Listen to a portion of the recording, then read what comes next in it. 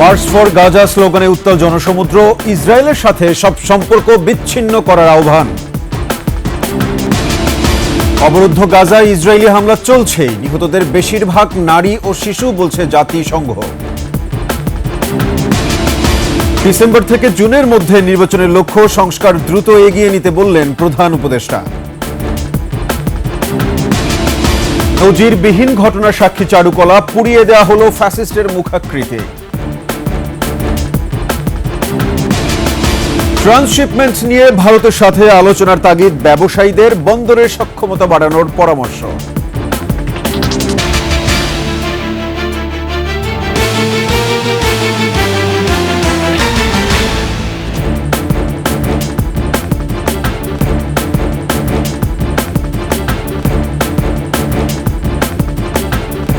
শুনছিলেন সংবাদ শিরোনাম, আমন্ত্রণ রাতের 21 সংবাদের সাথে আছি আমি সাব্বির আহমেদ। দর্শক, 21 টেলিভিশনের সংবাদ একই সাথে সরাসরি দেখতে পাবেন আমাদের ফেসবুক পেজ www.facebook.com/2124 অনলাইনে।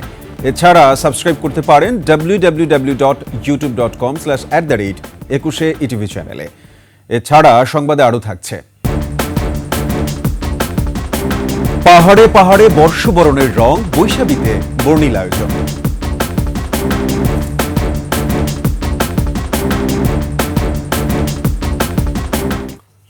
গাজা ইসরায়েলি বাহিনীর গণহত্যার প্রতিবাদে মার্চ ফর গাজায় ফিলিস্তিনিদের প্রতি সংহতি জানিয়েছে সর্বস্তরের মানুষ। দুপুর থেকেই ফিলিস্তিনের পতাকা নিয়ে স্লোগানে স্লোগানে মুখর হয়ে ওঠে ঢাকার রাজপথ। পরে সোহরাওয়ার্দী উদ্যানের জনসমুদ্রে ইসরায়েলের সঙ্গে সব ধরনের সম্পর্ক ছিন্ন করার আহ্বান জানানো হয়। দলমত নির্বিশেষে লাখো জনতার উপস্থিতিতে গাজাবাসীর পাশে থাকার প্রতিশ্রুতি আর মোনাজাতের মাধ্যমে শেষ হয় কর্মসূচি। সুমন রায়হানের ক্যামেরায় মানিক শিকদারের রিপোর্ট। ছাত্র জনতার আয়োজনে ফিলিস্তিনে ইসরায়েলি সেনাদের বর্বর হত্যাকাণ্ডের প্রতিবাদে মার্চ ফর গাজা সমাবেশে যোগ দিতে সকাল থেকে রাজপথে নামে লাখো জনতার ঢল। ফিলিস্তিনের পতাকা হাতে নিপীড়ন বিরোধী স্লোগানে প্রতিবাদ মুখর হয়ে ওঠে সোহরাওয়ার্দী উদ্যান।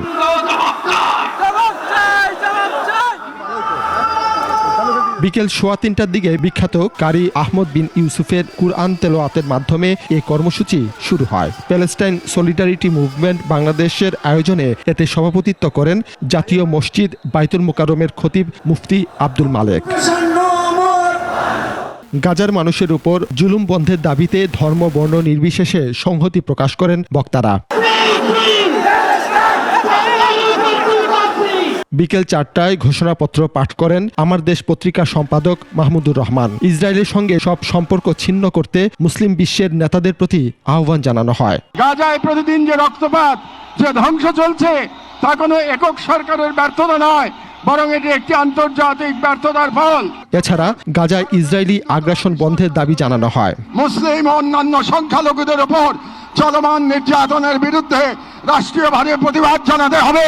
সবশেষে জাতীয় মসজিদ বাইতুল মোকাররমের খতিব মুফতি আব্দুল মালেকের মোনাজাতের মাধ্যমে এই কর্মসূচি সম্পন্ন হয়। ইতিহাসের সবচেয়ে ভয়াবহ নৃশংস হত্যাকাণ্ড চলছে ফিলিস্তিনের গাজায়। এই হত্যাকাণ্ড যেন অচিরেই বন্ধ হয়, আর কোনো শিশু আর কোনো মুসলিম যেন হত্যাকাণ্ডের শিকার না হয়, সেই দাবি তুলেছেন এখানের লাখো জনতা। মানিক শিকদার, 21 টেলিভিশন, ঢাকা।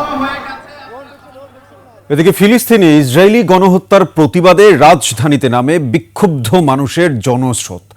শহর জুড়ে প্রতিবাদী মিছিলের সব পথ এসে মেশে সোহরাওয়ার্দী উদ্যানে।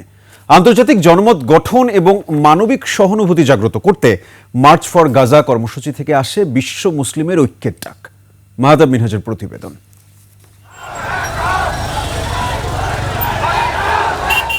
ঢাকার অলিগলি থেকে মহাসড়ক, কোথাও ঠাঁই নেই তিল ধারণের। স্মরণকালে এমন জনস্রোত দেখেনি দেশের মানুষ। জনসমুদ্রে পরিণত হয়ে সব পথ মিশে যায় সোহরাওয়ার্দী উদ্যানে।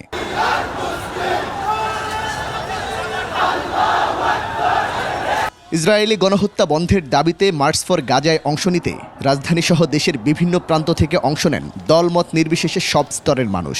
বাদ যায়নি নারী, শিশু, বৃদ্ধ, কোনো বয়সের মানুষই। তাদেরকে যা দেখতেছি যে মারপিট তারা করতেছে, তাদের সেই ব্যথা নিয়ে আজকে আমি টাকের মধ্যে সেটা খুব কষ্ট করে ব্যাপার নিয়ে আসছি।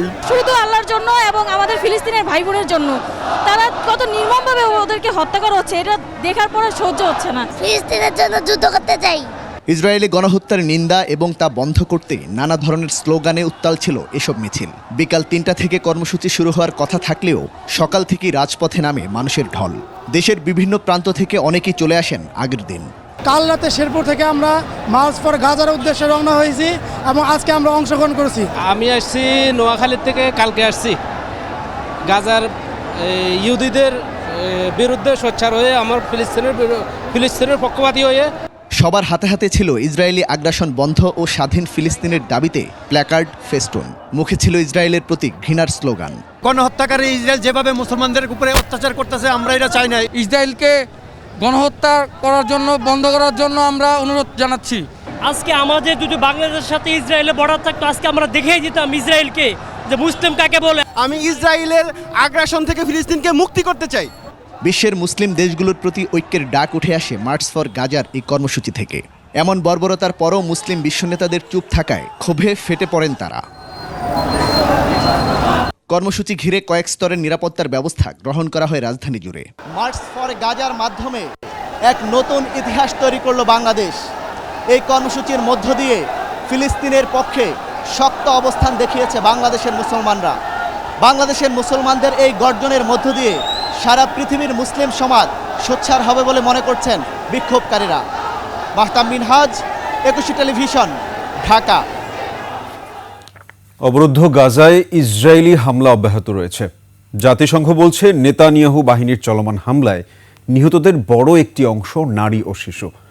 বিশ্ব স্বাস্থ্য সংস্থা জানিয়েছে 10,000 মানুষের জরুরি স্বাস্থ্যসেবা প্রয়োজন।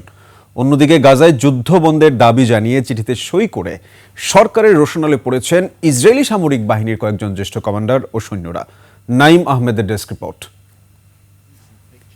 ইসরায়েলের অবরোধে সরবরাহ বন্ধ থাকায় খাদ্য, পানি ও চিকিৎসার অভাবে গাজার মানুষ ধীরে ধীরে মৃত্যুর দিকে এগিয়ে যাচ্ছে। ইসরায়েল বিদ্যুৎ সংযোগ বন্ধ রাখায় বিভিন্ন হাসপাতালে চিকিৎসা কার্যক্রম ব্যাহত হচ্ছে। গাজায় প্রায় 10,000 মানুষের জরুরি স্বাস্থ্যসেবা প্রয়োজন বলে জানিয়েছে বিশ্ব স্বাস্থ্য সংস্থা। সংস্থাটি জানায় গাজায় জরুরি ওষুধের মজুদ একেবারেই কম। এতে বিভিন্ন হাসপাতালে সাধারণ অস্ত্রোপচার করাও কঠিন হয়ে পড়েছে। গাজায় আহতদের চিকিৎসায় জরুরি অ্যান্টিবায়োটিক, আইভি ফ্লুইড ও রক্তের অভাবে মারা যাচ্ছে অনেকে। টিকার অভাবে পোলিও সহ অন্যান্য রোগে আক্রান্ত হচ্ছে শিশুরা। দক্ষিণ গাজায় ইসরায়েলি হামলায় নিহত 10 জনের ভেতর 7 জনই শিশু। তবে সবচেয়ে বেশি হামলা হচ্ছে গাজার উত্তরাংশে। এছাড়া শুক্রবার ইসরায়েলি বিমান হামলায় প্রাণ গেছে 20 ফিলিস্তিনির এবং আহত হয়েছে শতাধিক। এদিকে গাজায় হামলা বন্ধে চিঠি দেয় সেনা সদস্যদের বরখাস্ত করেছে নেতানিয়াহু। জাতিসংঘের মানবাধিকার অফিস বলছে 9 এপ্রিল পর্যন্ত নতুন করে গাজার আবাসিক ভবন ও বাস্তুচ্যুতদের তাঁবুতে 224টি হামলা চালানো হয়। এর মধ্যে 36টিতে প্রাণ গেছে কেবল নারী ও শিশুর। নাইম আহমেদ, একুশে টেলিভিশন। আগামী ডিসেম্বর থেকে জুন মাসে জাতীয় নির্বাচনের লক্ষ্য নিয়ে সংস্কার কার্যক্রম দ্রুত এগিয়ে নেওয়ার তাগিদ দিয়েছেন প্রধান উপদেষ্টা এবং জাতীয় ঐক্যমত্য কমিশনের চেয়ারম্যান অধ্যাপক মোহাম্মদ ইউনূস। ঐক্যমত্য কমিশনের 2 সদস্যদের সঙ্গে আজ শনিবার বিকেলে এক বৈঠকে তিনি এই তাগিদ দেন। প্রধান উপদেষ্টা সরকারি বাসভবন যমুনায় এ বৈঠক অনুষ্ঠিত হয়। বৈঠকে অংশ নেন জাতীয় ঐক্যমত্য কমিশনের সহ সভাপতি অধ্যাপক আলী রিয়াজ এবং সদস্য বদিউল আলম মজুমদার। প্রধান উপদেষ্টার বিশেষ সহকারী মনির হায়দার এ সময় উপস্থিত ছিলেন। বৈঠকে আলী রিয়াজ ও বদিউল আলম মজুমদার জাতীয় ঐক্যমত্য কমিশনের কার্যক্রমের অগ্রগতি সম্পর্কে কমিশনের চেয়ারম্যানকে অবহিত করেন।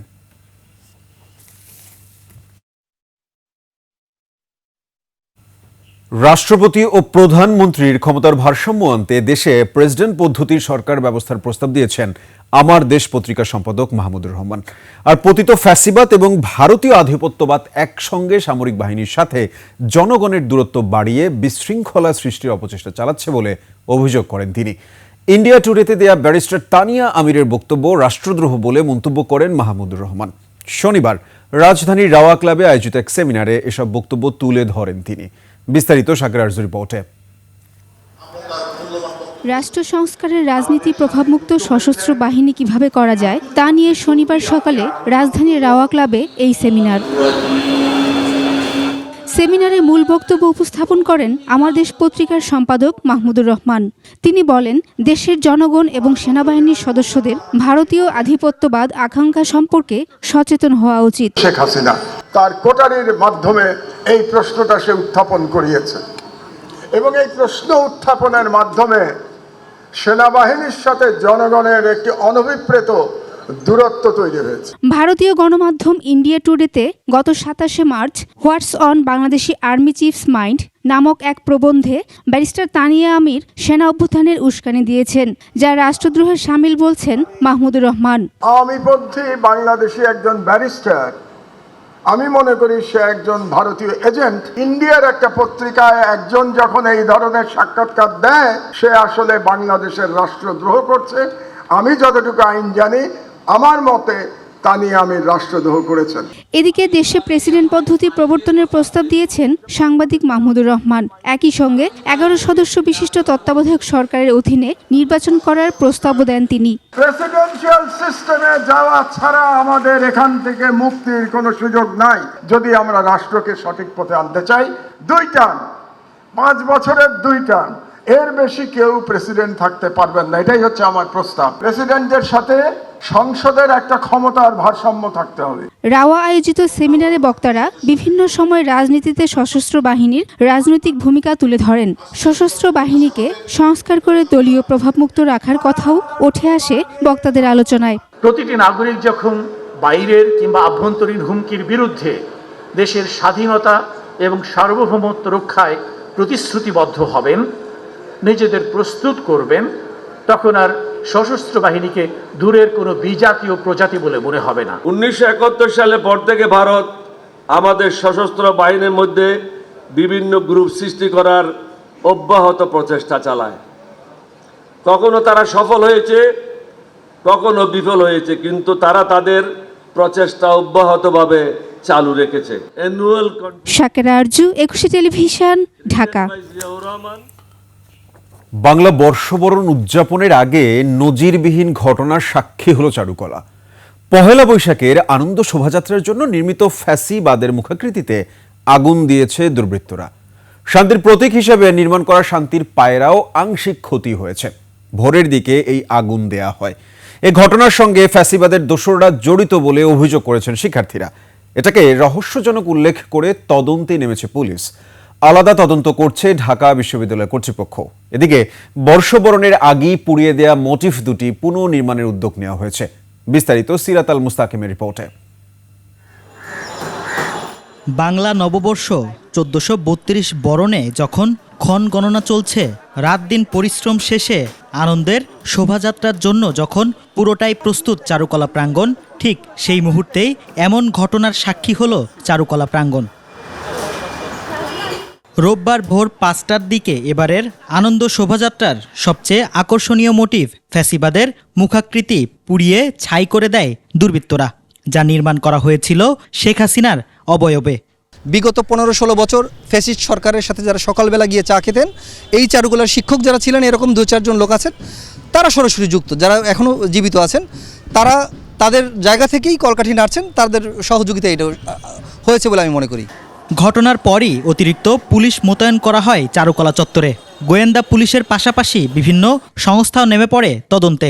আসেন ডিএমপির পুলিশ কমিশনারও। তবে পরিদর্শন শেষে কোনো মন্তব্য করতে রাজি হননি তিনি। চারিদিকে এত সিসি ক্যামেরা থাকার পরেও কিভাবে ঘটল এমন প্রশ্ন এড়িয়ে যান ডিএমপি কমিশনার। তবে পুলিশের আরেক কর্মকর্তা কথা বলেন গণমাধ্যমের সঙ্গে। খুব বেশি সময় লাগার কথা না। আমরা যদি ওই শেষ রাতের ভিডিও ফুটেজগুলো অ্যানালাইসিস করি, তাহলে খুব তাড়াতাড়ি এইটা পেয়ে যাব যে এখানে লাইটিং আগুনটা লাগাইছে, তারে ডিটেক্ট করতে পারলে তার মাস্টার মাইন্ড কারা বা এটার সাথে কারা জড়িত, এইটার ডিটেইল আমরা পরে বলতে পারবো। এ ঘটনায় ক্ষোভ প্রকাশ করে সাংস্কৃতিক বিষয়ক উপদেষ্টা ফেসবুক পোস্টে বলেন, হাসিনার দোসররা চারুকলায় ফ্যাসিবাদের মুখাবয়ব পুড়িয়ে দিয়েছে। এই দুঃসাহস যারা দেখিয়েছে তাদের দ্রুত আইনের আওতায় আনা হবে। ঘটনার পরপরই প্রক্টোরিয়াল টিম সহ প্রশাসনিক কর্মকর্তাদের সঙ্গে বৈঠকে বসেন ঢাকা বিশ্ববিদ্যালয়ের উপাচার্য। দীর্ঘ বৈঠক শেষে সাংবাদিকদের বিস্তারিত জানানো হয়। একজনকে আগুন দিতে দেখা গেছে বলেও জানান প্রক্টর। সবাই সহযোগিতা করলে চমৎকার এবং সুন্দর একটা তদন্ত কমিটির রিপোর্টের মধ্যে আমরা দোষীদের আইডেন্টিফাই করতে পারবো। এটা শিল্পীরা বলবেন, কারণ এই মোটিভ তৈরির সাথে শিল্পীরা সম্পৃক্ত থাকেন। আমাদের হাতে মাত্র 40 ঘন্টা সময় আছে, এর মধ্যে এই মোটিভ করা যাবে কিনা এভাবে শিল্পীরা তাদের মতামত দিবেন। কিন্তু আমরা ইনশাল্লাহ আনন্দ শোভাযাত্রা হবে। পুড়িয়ে দেওয়া মোটিভ দুটি দ্রুত পুনর্নির্মাণের উদ্যোগ নেওয়া হয়েছে। সিরাত আল মুস্তাকিম, 21 টেলিভিশন, ঢাকা। দর্শক, এদিকে সন্ধ্যার পর চারুকলায় ফের ফ্যাসিস্টের মুখাবয়ব নির্মাণ শুরু করেছে শিক্ষার্থীরা। সেখানে আছেন সহকর্মী সোহেল সামি, যুক্ত হচ্ছি তার সঙ্গে। সামি, কেমন চলছে মুখাবয়ব নির্মাণ? সময়ের মধ্যে শেষ করা সম্ভব হবে কি? আপনার কাছে সর্বশেষ কি তথ্য রয়েছে আমাদেরকে একটু জানাবেন। হ্যাঁ সাব্বির, আপনি দেখতে পাচ্ছেন যে আমার পেছনেই একদম ফ্যাসিস্টের মুখাবয়ব তো পুড়িয়ে ফেলানো হয়েছে এবং তার পাশেই ছিল যে শান্তির পায়রা, সেই পায়রাটার ডানাও পুড়ে গিয়েছিল। ইতিমধ্যেই আপনি দেখতে পাচ্ছেন যে সেই পায়রাটার ডানা তৈরির কাজ চলছে। আপনি দেখতে পাচ্ছেন যে মুখও পুড়ে গিয়েছিল, মুখটা ইতিমধ্যেই নির্মাণ কাজ শেষ হয়েছে, এখন ডানা তৈরির কাজ চলছে। আর এই কাজ উৎসাহ উদ্দীপনার সাথে ঢাকা বিশ্ববিদ্যালয়ের ছাত্ররা অংশগ্রহণ করছে। তো আমি এখন সেরকমই যারা এই কাজে অংশগ্রহণ করছে, দেখভাল করছে, তাদের সাথে একটু কথা বলবো।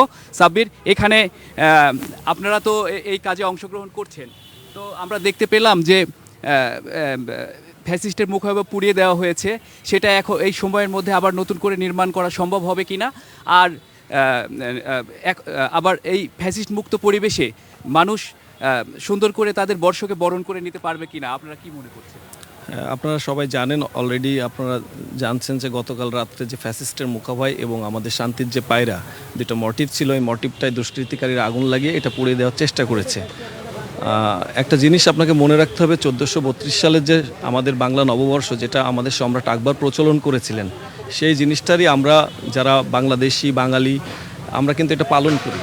এই যে পালন করি, এইটা কিন্তু আমাদের একটা পরম্পরা এবং আমাদের আজকের যে আনন্দ শোভাযাত্রা, এটা আমরা ঢাকা বিশ্ববিদ্যালয় চারুকলা থেকে আমরা 1989 সাল থেকেই কন্টিনিউ করতেছি।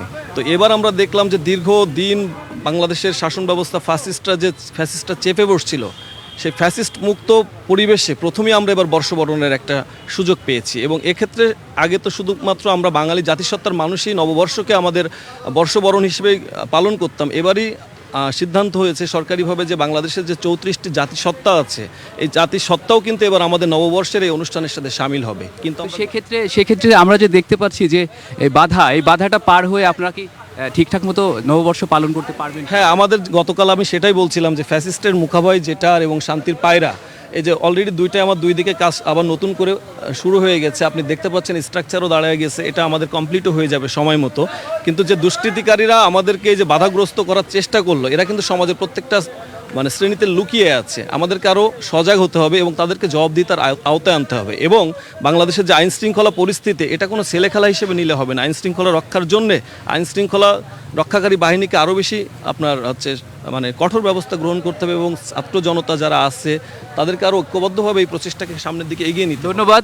যেমনটি শুনছিলেন যে তারা বলছে যে আমরা এবার উদ্যমে নতুন করে আমাদের নতুন বর্ষকে স্বাধীন দেশ হিসেবে পালন করব, আর সেক্ষেত্রে প্রশাসনকে আরও গুরুত্বপূর্ণ ভূমিকা পালনের জন্য তারা আহ্বান জানালেন। ধন্যবাদ তোহার জন্য, আপনাকে ধন্যবাদ। দর্শক, আমাদের সহকর্মী সামি ঢাকা বিশ্ববিদ্যালয়ের চারুকলা থেকে যুক্ত হয়েছিলেন আমাদের সঙ্গে। যেমনটা তিনি বলছিলেন যে মোটিভ পোড়াতে গিয়ে শান্তির পায়রাও পুড়ে গিয়েছে, তো হাতে 40 ঘন্টা সময় রয়েছে এবং তারা আশা করছেন যে তার আগেই কাজ সম্পন্ন হবে। চলে যাচ্ছি পরবর্তী সংবাদে। সুন্দরী নারীকে ব্যবহার করে সৌদি আরবের সদ্য বিদায় নেয়া রাষ্ট্রদূত ইসা বিন ইউসুফ বিন ইসা আল দুহাইলানের কাছ থেকে বড় অঙ্কের অর্থ দাবির প্রতারণার মামলায় এক ব্যক্তিকে 5 দিনের রিমান্ডে পাঠিয়েছে আদালত। পুলিশ বলছে মোহাম্মদ দেওয়ান সমীর নামের ওই ব্যক্তি সম্প্রতি ডিবির হাতে গ্রেপ্তার মডেল ও অভিনেত্রী মেঘনা আলমের সহযোগী। সমীরের বিরুদ্ধে সুন্দরী নারীকে দিয়ে প্রেমের ফাঁদে ফেলে ঢাকায় সৌদি রাষ্ট্রদূতের কাছ থেকে ভয় দেখিয়ে $5 মিলিয়ন আদায়ের চেষ্টার প্রাথমিক প্রমাণ মিলেছে। রাজধানীর ভাটারা থানায় দায়ের করা এ প্রতারণা মামলায় 58 বছর বয়সী সমীরের পরিচয় দেওয়া হয়েছে কাওয়াই নামে একটি কোম্পানির প্রধান নির্বাহী এবং সঞ্জনা ম্যানপাওয়ারের কর্ণধর। শনিবার এই মামলায় ভাটারা থানায় আবেদনের প্রেক্ষিতে শুনানি শেষে সমীরকে 5 দিনের রিমান্ড মঞ্জুর করেন ঢাকা মেট্রোপলিটন ম্যাজিস্ট্রেট সারা ফারজানা হক।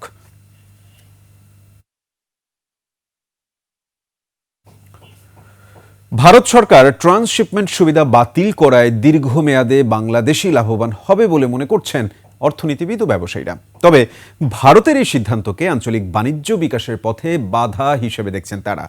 ট্রান্সশিপমেন্ট ও ট্রানজিট সুবিধা বাতিলের মতো পাল্টাপাল্টি সিদ্ধান্ত নিলে বাংলাদেশ ও ভারত কোনো দেশই লাভবান হবে না বলেও মত তাদের।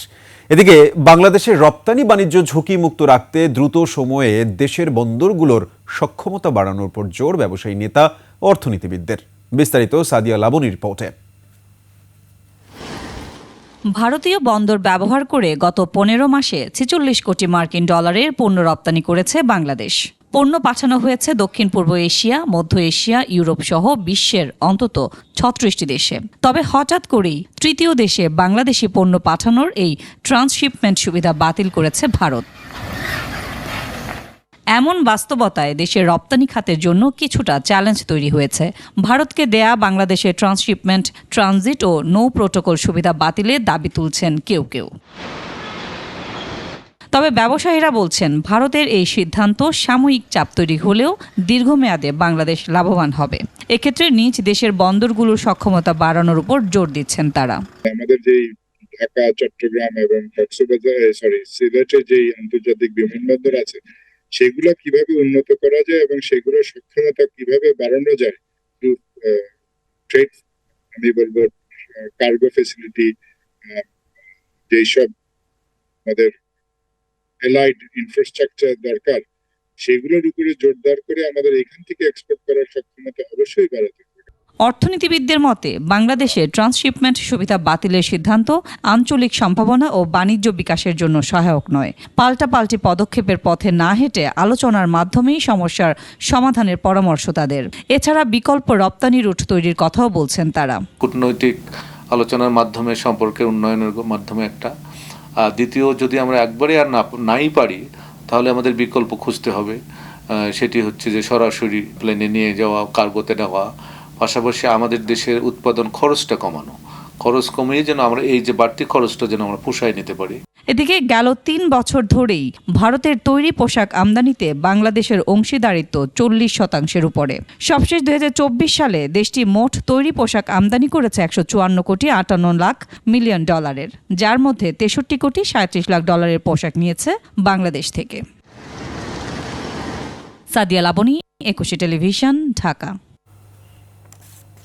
দর্শক, নিচ্ছে সংবাদ বিরতি। যখন ফিরছি তখন অন্যান্য সংবাদের সঙ্গে আরো যা থাকছে।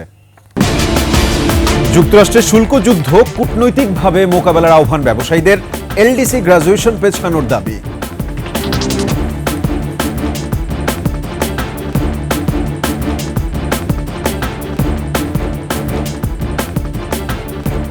আমন্ত্রণ আবারও রাতের 21 সংবাদে। যুক্তরাষ্ট্রের শুল্ক যুদ্ধ কূটনৈতিকভাবে মোকাবেলা করার আহ্বান জানিয়েছেন ব্যবসায়ীরা।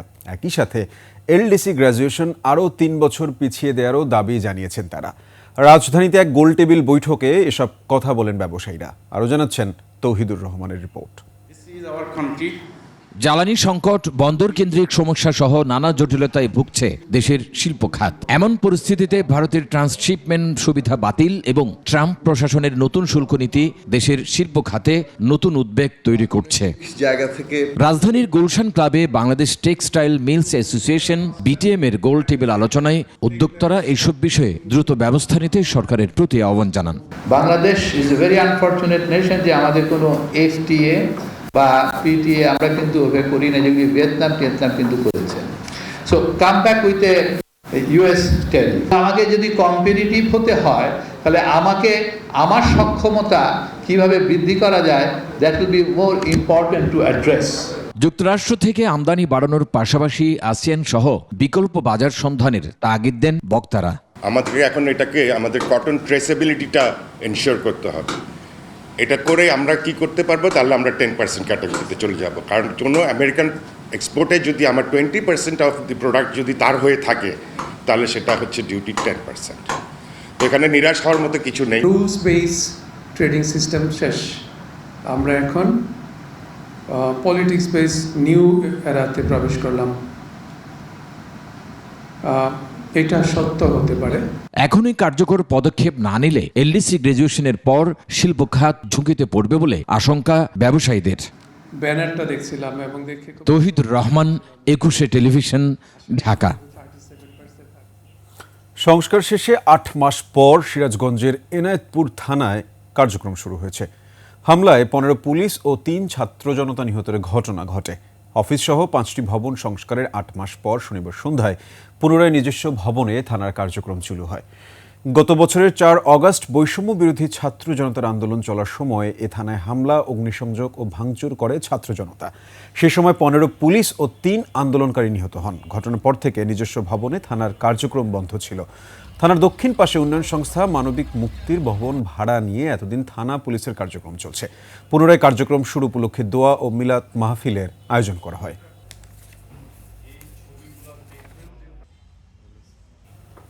বৈষম্য বিরোধী আন্দোলনের ঘটনায় দায়ের করা মামলায় আসামি গ্রেফতারের আগে ঊর্ধ্বতন কর্তৃপক্ষের অনুমতি নিতে হবে বলে জানিয়েছে ঢাকা মহানগর পুলিশ ডিএমপি। মামলায় অভিযুক্ত ব্যক্তি যে ঘটনায় যুক্ত সে বিষয়ে উপযুক্ত প্রমাণ হাজির করার কথাও বলেছে পুলিশ। গত বৃহস্পতিবার এসব নির্দেশনা দিয়ে অফিস আদেশ জারি করে ডিএমপি।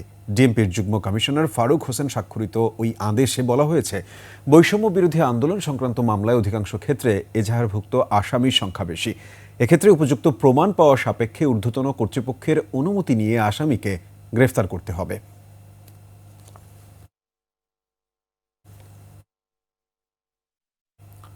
অন্তর্বর্তী সরকারের আমলেই বিচার বিভাগের সব সংস্কার শেষ করা হবে বলে জানিয়েছেন আইন উপদেষ্টা ডক্টর আসিফ নজরুল। বান্দরবান জেলা ও দায়রা জজ আদালত সম্প্রসারণের জন্য ভবন নির্মাণের জায়গা পরিদর্শন শেষে তিনি কথা বলেন। প্রতিটি জেলা এজলাস এবং বিচারক সংকট কমন বিষয় উল্লেখ করে তিনি বলেন, অন্তর্বর্তী সরকারই এগুলো সমাধান করবে। পরে তিনি বিচারক ও প্রশাসনের কর্মকর্তাদের সাথে আলোচনায় অংশ নেন।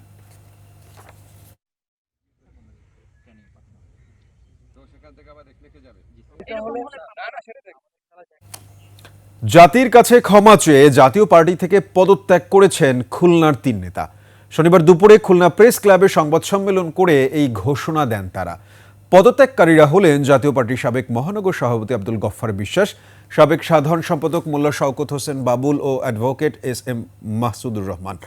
আওয়ামী লীগ নেতাদের সাথে ঘনিষ্ঠতার কারণে তারা 3 জন দীর্ঘদিন ধরে পার্টির মধ্যে কোণঠাসা ছিলেন। গত বছর দ্বাদশ সংসদ নির্বাচনের আগে পার্টির রওশন এরশাদ অনুসারীরা সংবাদ বিজ্ঞপ্তির মাধ্যমে যে কমিটি করেছিলেন তাতে এই 3 জনের নাম ছিল।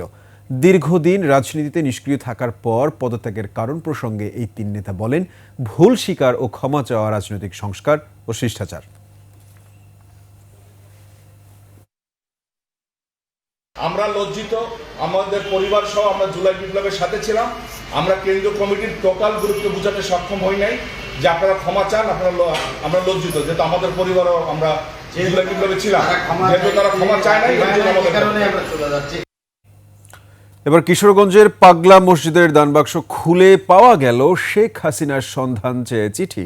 এছাড়া দানবাক্স থেকে মিলেছে 9,17,80,000 টাকা।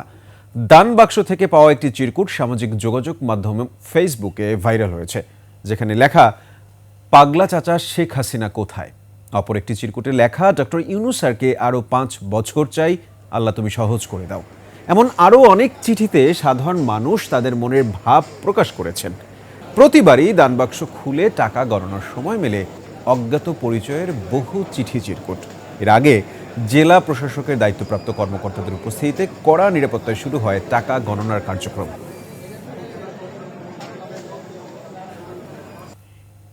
নিচ্ছি সংবাদ বিরতি, যখন ফিরছি তখন অন্যান্য সংবাদের সঙ্গে আরও যা থাকছে। শুল্ক যুদ্ধ নিয়ে থামছেন না ট্রাম্প কিংবা শি, ডলারের মানে নজিরবিহীন পতন।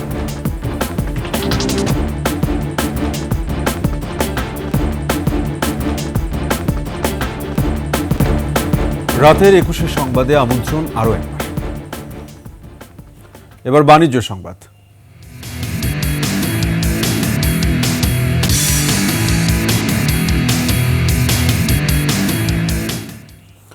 লন্ডনের আইকনিক ম্যানশন হাউসে মর্যাদাপূর্ণ কমনওয়েলথ ট্রেড অ্যান্ড ইনভেস্টমেন্ট সামিটে বাংলাদেশের প্রতিনিধিত্ব করেছেন কমনওয়েলথের country director doctor Suman Chowdhury ও এমবিইর কৌশলগত উপদেষ্টা জিল্লুর হোসেন। এই শীর্ষ সম্মেলনে কমনওয়েলথভুক্ত দেশগুলোর বিশিষ্ট নেতা এবং নীতি নির্ধারকরা যোগ দেন। বাণিজ্য, বিনিয়োগ, উদ্ভাবন এবং টেকসই উন্নয়নের মতো গুরুত্বপূর্ণ বিষয়গুলোতে আলোচনা এবং পারস্পরিক সুযোগ তৈরির গুরুত্বপূর্ণ প্ল্যাটফর্ম ছিল এই summit. Commonwealth enterprise and investment কাউন্সিলের চেয়ারম্যান জোনাথন লর্ড মারল্যান্ডের দূরদর্শী নেতৃত্বে এই শীর্ষ সম্মেলনটি আয়োজন করা হয়। সম্মেলনে বাংলাদেশের প্রতিনিধি দল সক্রিয়ভাবে অংশগ্রহণ করেন এবং দেশের বাণিজ্য ও বিনিয়োগের সম্ভাবনা তুলে ধরেন। স্প্যানিশ লা লিগায় শীর্ষস্থান আরও মজবুত করার লক্ষ্য নিয়ে মাঠে নামছে বার্সেলোনা। লেগানেসের বিপক্ষে ক্যাটালানদের ম্যাচ শুরু বাংলাদেশ সময় রাত 1টায়। স্প্যানিশ লিগ শেষ হতে বাকি 8 রাউন্ড। শিরোপার দৌড়ে সবার উপরে বার্সেলোনা। 30 ম্যাচে তাদের পয়েন্ট 67। 2-এ থাকা রিয়াল মাদ্রিদের সাথে বার্সার ব্যবধান 4 পয়েন্টের। হান্সি ফ্লিকের অধীনে সময়ের সেরা ছন্দে আছে ক্যাটালান ক্লাবটি। এই মৌসুমে তাদের লক্ষ্য ট্রেবল জয়। লা লিগা হাতের মুঠোয় রাখতে পূর্ণ পয়েন্টের পরিকল্পনা নিয়েই মাঠে নামছে বার্সেলোনা। এদিকে নিজেদের মাঠে বার্সাকে চমক দেখাতে মুখিয়ে আছে লেগানেস।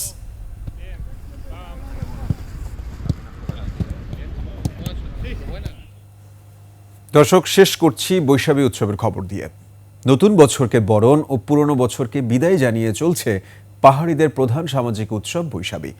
পুরনো বছরের গ্লানি মুছে ফেলে নতুন বছরকে স্বাগত জানাতে বাংলা বর্ষের শেষ দুদিন ও নতুন বছরের প্রথম দিন এই উৎসব পালন করে তারা। ফুল নিবেদনের মধ্য দিয়ে শুরু হয় এই বর্ণিল আয়োজন। প্রতিনিধিদের তথ্যচিত্রে ডেস্ক রিপোর্ট। পাহাড়িদের প্রধান সামাজিক উৎসব বৈশাখী। চাকমাদের বিজু, মারমাদের সাংরাই, তনচঙ্গারা বিশু, অহমিয়ারা বিহু এবং ত্রিপুরা বৈশু নামে এই উৎসব পালন করেন। সমতলের মানুষের কাছে এই উৎসব বৈশাখী নামে পরিচিত। বৈশাখীর আনন্দে মেতেছে পাহাড়ের মানুষ। প্রথম দিনে রাঙামাটির রাজবন বিহার পূর্বঘাটে চাকমা সম্প্রদায় সহ কয়েকটি গোষ্ঠী নদীতে ফুল ভাসিয়ে পুরাতন বছরকে বিদায় জানায়। এছাড়াও বৃদ্ধ স্নান, বস্ত্রদান, নাচ, গান ও ঐতিহ্যবাহী খেলাধুলার আয়োজন করা হয়। আমরা প্রার্থনা করব আমাদের সবার জানতে মঙ্গল করে, যেন আমরাও সুখে থাকতে পারি, অন্যরা সুখে থাকতে পারে, এই কামনা করে আমরা ফুল ভাসি। পুরনো বছরকে বিদায় দিয়ে নতুন বছরকে বরণ করার জন্য আসছি। সমস্ত দুঃখ, কষ্ট, গ্লানি, বেদনা, যাবতীয় অন্তরায়, উপদ্রব এগুলা ধুয়ে মুছে যাক, আমরা এটাই বিসর্জন দিলাম ফুলের মাধ্যমে। সোনার বাংলার গর্ব আমরা বাংলাদেশ, এবং পার্বত্য অঞ্চলে স্থায়ী সমাধান হবে।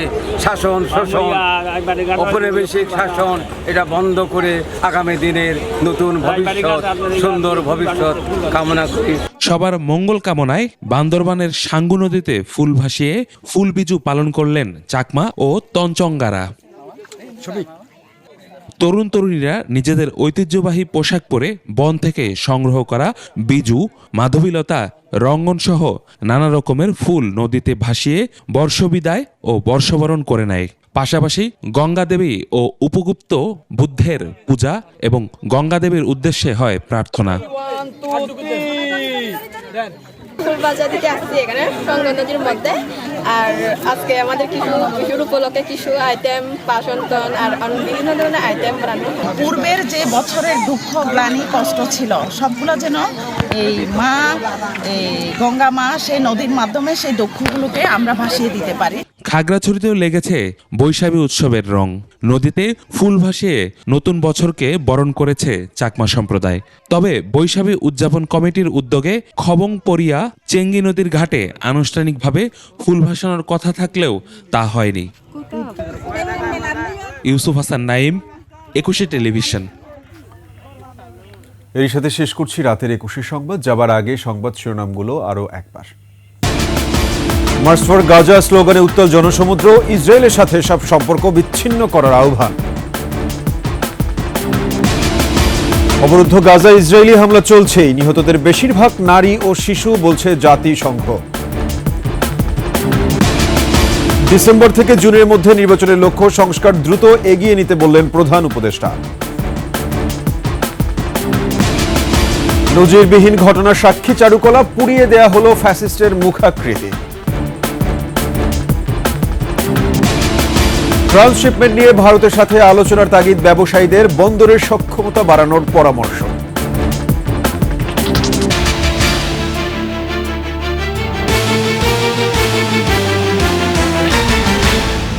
দর্শক, সর্বশেষ সংবাদ জানতে ডায়াল করুন 202 নম্বরে আর ভিজিট করুন 21-tv.com এর ওয়েবসাইটে। ফেসবুকে ভিজিট করতে পারেন www.facebook.com/2124 অনলাইন। এছাড়া সাবস্ক্রাইব করতে পারেন www.youtube.com/@21etv চ্যানেলে। এতক্ষণ সঙ্গে থাকার জন্য সবাইকে ধন্যবাদ। পরবর্তী সংবাদ রাত 1টায় দেখার আমন্ত্রণ রইল। 21-এর সাথেই থাকুন।